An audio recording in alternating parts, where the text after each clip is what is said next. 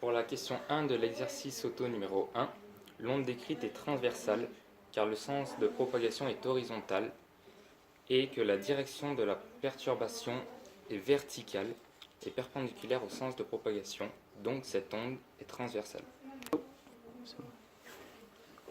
Dans la question 2, nous cherchons à déterminer la célérité de l'onde, avec la formule célérité est égale à distance divisée par delta temps.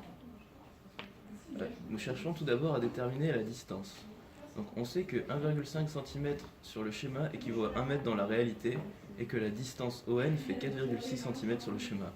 En utilisant un produit en croix, on trouve que la distance est égale à 3,1 mètres.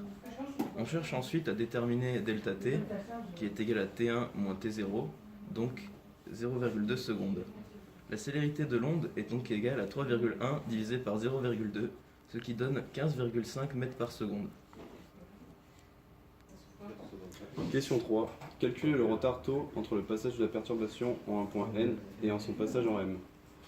On sait que la distance ON est égale à 3,1 mètres. L'onde met 0,2 secondes à la parcourir.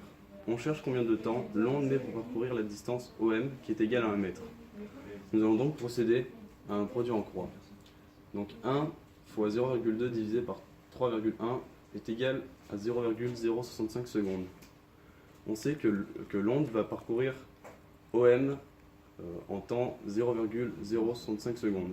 On va donc soustraire le temps qu'elle met pour parcourir ON par le temps qu'elle va parcourir OM. Ce qui nous donne 0,2 moins 0,065 secondes. On trouve 0,135 secondes.